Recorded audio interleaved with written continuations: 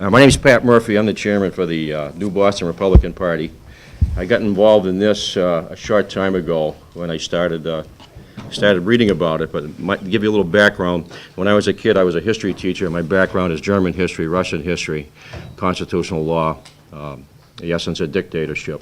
What you're looking at right here with Agenda 21 and I.C.L.E.I is probably the greatest assault this nation has ever experienced.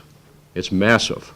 When you look at this, just the amount of work that went into crafting this and the various layers of this onion that overlay each other, it's unbelievable how something like this could have been put together.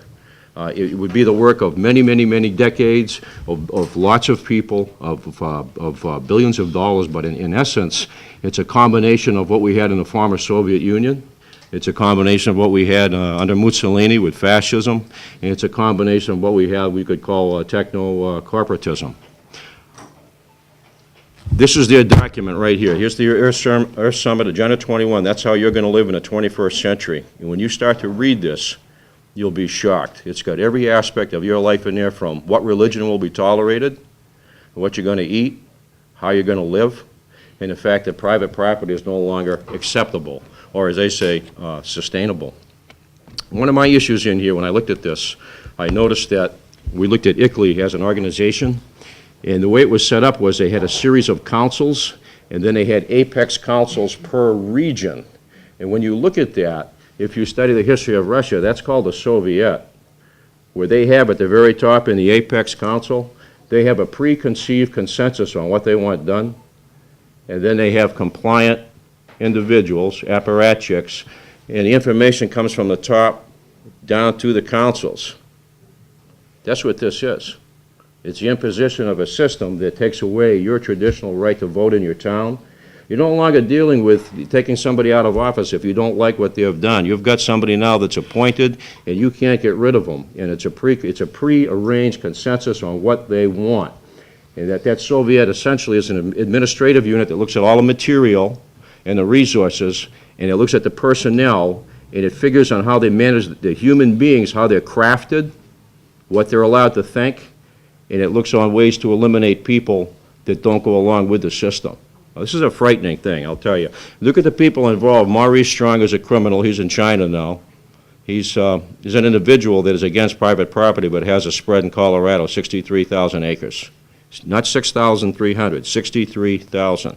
The other individual very much involved here is Mikhail Gorbachev, who 6 months before the fall of the Soviet Union in '89 was already involved in Green Cross. So his fingers are right involved in all of this. So it's a very, very big issue. When this came in, it came in as soft law, so it was never designed to be looked at because it wouldn't have passed muster in the Senate. There's no way it would have passed. And as you look at it, there are so many different things in here that are targets. For instance, religion. The traditional religions are not acceptable. Catholicism, Protestantism, Judaism are not sustainable. But you'll notice that Buddhism and Hinduism are. And so you question, you say, why would somebody do that? But if you notice those, the latter two, they teach submission to authority. And the first three will teach resistance to oppression. So what they're looking at is they're looking at crafting the whole psychology of the nation. This is, do I have any more time? But it's a top-down control. They look at the human being as less than an animal. In the former Soviet Union, when you looked at the ideology, dialectical materialism, you were seen only as a piece of material the same as a rock or a stone, in motion, and if they could control the environment, they could make that person behave the way that they wanted. With this system, what you find in this Earth Summit, Agenda 21, it's a biocentric system, which means a human being is in the way. So they have even less value than they did in the former Soviet Union. So they become expendable. So this is really a frightening mix of things. I was looking at what was going on in Britain recently, and I noticed a correlation between this, and this is worldwide. And they had a thing called Common Purpose. And it was a charitable organization. And you looked at how it was set up, and they would have take, say, for instance, 10 young kids, and if they wanted to get into this volunteer group, they would find out who their parents were. and what they're associated with. So if I had a youngster that was involved, say his dad in the chemical industry, his mother a head financier in a bank, or somebody else maybe in major medical equipment, all of those people will be brought into that organization. But then the kid whose dad was just in the gas station, every one of those was out. And so they were planted all the way through the strata of that society. That's what this is with education. When you look at International Baccalaureate, which is part of this, it's crafting a fifth column of kids that have no concept of the American Constitution, no concept of the uniqueness of American history, no concept of natural law, which makes this country unique.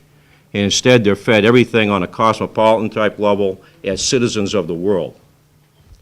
I'm going to ask you if you can finish this up. I'm all done. That's good. I could go on forever, but I mean, I think they have the idea that this thing here it's insidious and it's a danger. It's the antithetical to everything that this country is based on. I will say just one more thing.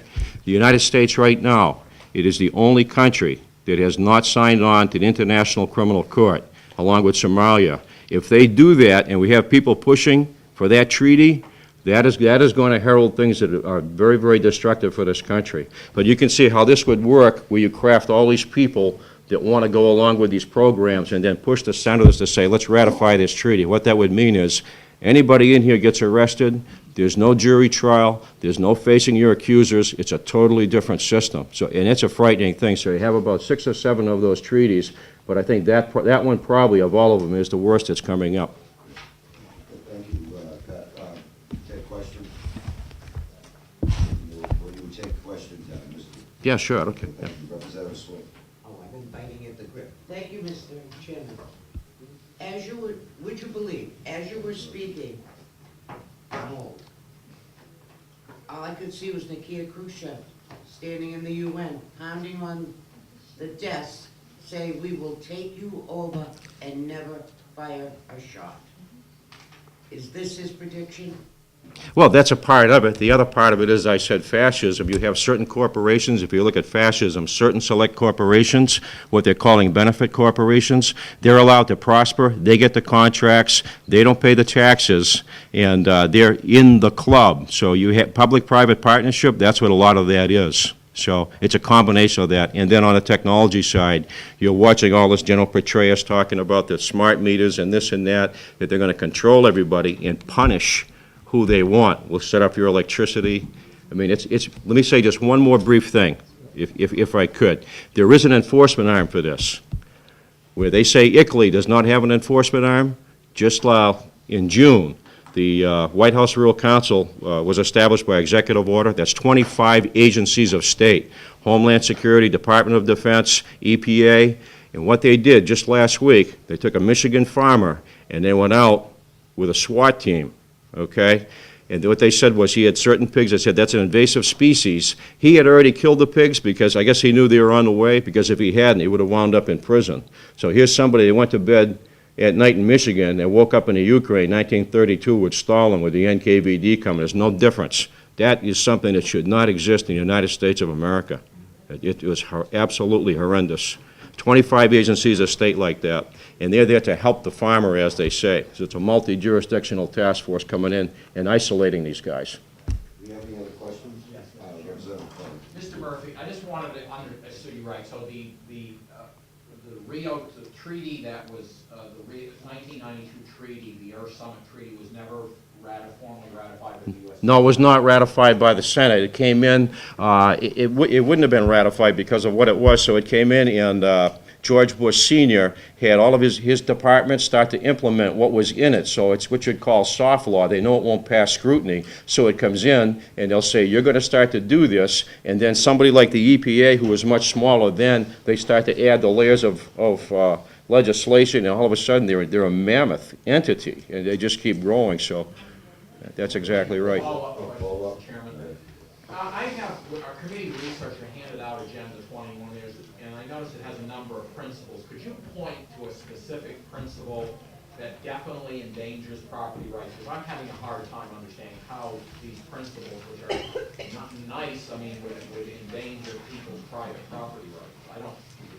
there a specific principle? I know some of the new EPA rules, where you get into towns that have ICLEI, I forget the exact term, amortization of something or other. If you have older people, let's say that they're on a fixed income, suddenly they don't meet the energy code, all of the EPA shows up, and they'll do this in the rural areas, because they're out there now.